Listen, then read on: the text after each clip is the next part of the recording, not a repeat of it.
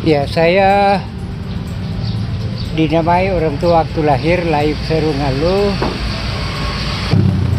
Saya dipilih oleh semua warga di dalam sebagai ketua sampai saat ini. Jadi pengembangan pariwisata sebenarnya tergantung dari para wisatawan yang datang. Namun untuk melestarikan destinasi pariwisata di Toraja Utara, kami bekerja sama dengan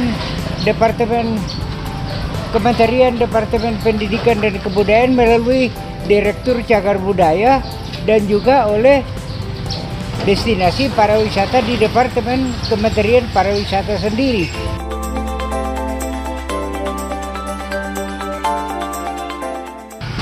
Kendala oleh karena kegiatan pariwisata ini tidak monoton. Selalu ada penyesuaian setiap generasi atau setiap masa.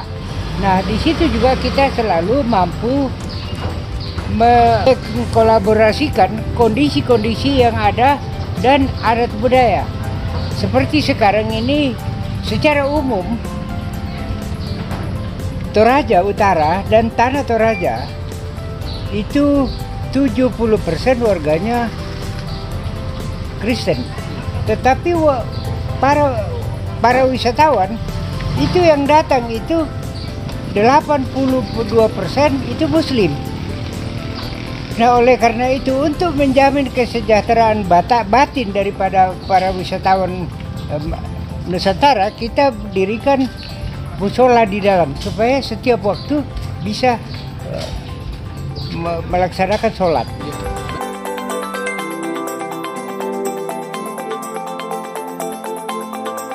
Masyarakat Toraja mulai dari petani yang mempunyai keterampilan, birokrat, pengusaha, semua mengarah ke pariwisata.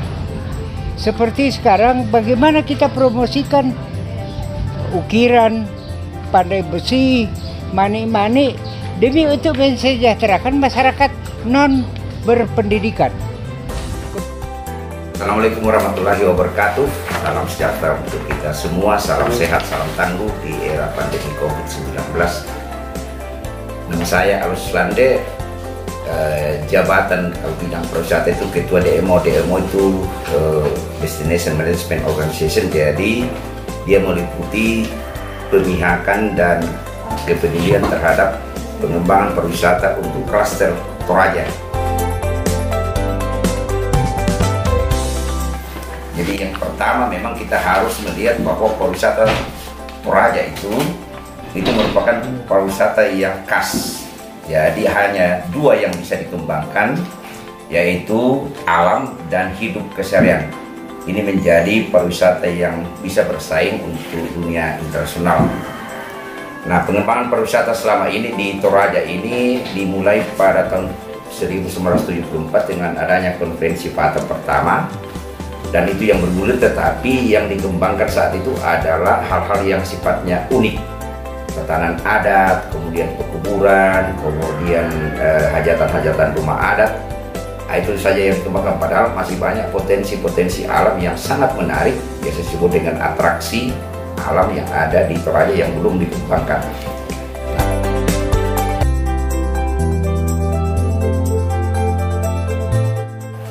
Nah, sebenarnya ini antara pertanyaan bagi seluruh masyarakat Toraja, karena di dalam adat dan budaya itu hanya 3 yang perlu dipertahankan. Yang pertama itu norma.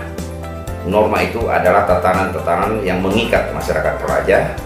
Kemudian bagaimana nilai yang harus dikembangkan dari dalam, dan yang terakhir itu etika. Nah, ini yang kadang-kadang sudah bergeser. Norma mungkin dipertahankan tetapi diarahkan kepada hal-hal yang sifatnya egosentris.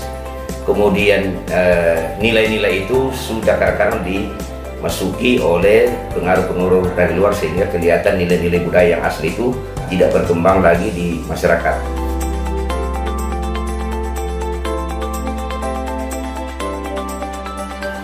Ya, sebenarnya pemerintah dan pihak-pihak swasta sebenarnya berkeinginan untuk mengembangkan pariwisata, karena pemerintah dan pihak swasta sudah sadar bahwa hanya meningkatkan ekonomi masyarakat itu berasal dari sektor pariwisata.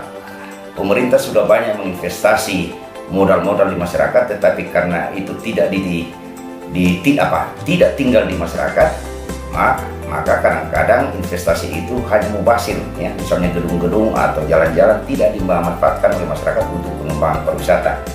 Toraja ini lebih hebat, tetapi masyarakatnya belum siap untuk menerima pariwisata. Jadi seakan-akan masyarakat masih melihat bahwa pariwisata itu sumbernya itu hanya dari pemerintah. Nah, ini yang perlu dirubah ke depan. Ini merupakan kajian-kajian bagi semua orang yang memihak kepada pengembangan pariwisata.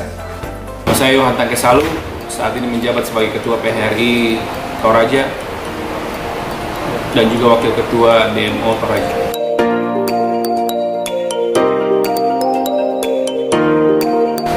Pengembangan yang terjadi saat ini sebenarnya, kata pengembangan tersebut harus terus berlanjut, karena pengembangan adalah keadaan atau proses yang berkelanjutan.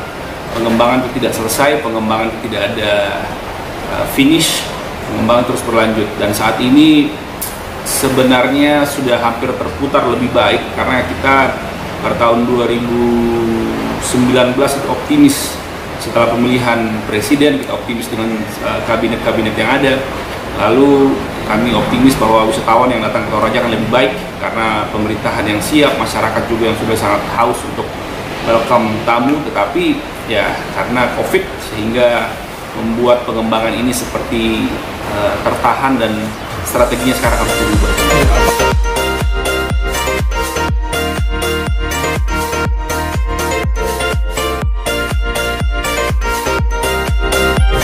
Selamat sore, nama saya Ronald. Saya karyawan dari Toraja Heritage Hotel. Saya bekerja sebagai supervisor pada restoran dan bar.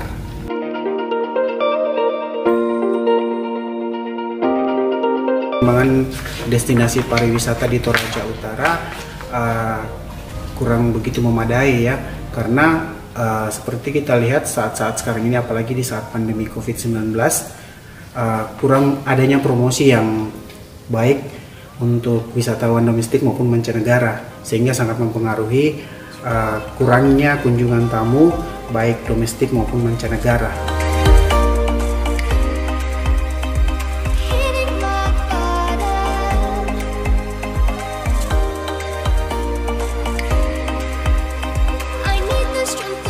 Selama ada pandemi ini, ya itu kurang sekali pendapatan, karena lagi bulan puasa jadi tidak banyak pengunjung.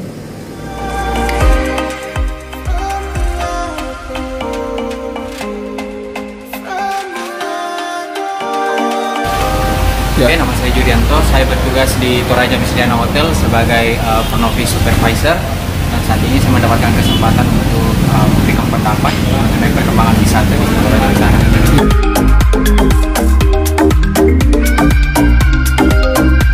Untuk di Toraja Utara sendiri, menurut saya pribadi pastinya mempunyai sangat berpengaruh terhadap pendapatan masyarakat dalam hal sektor ekonomi.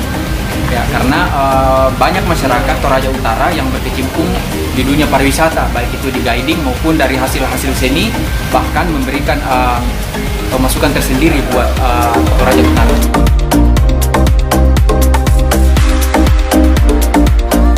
Kalau persatuan, tentunya ada beberapa masyarakat yang menyambut baik mengenai isu-isu pariwisata yang ada di Toraja Utara. Contohnya pembukaan objek-objek wisata baru, kemudian yang kedua itu contohnya menyambut kebijakan-kebijakan pemerintah dalam hal pariwisata.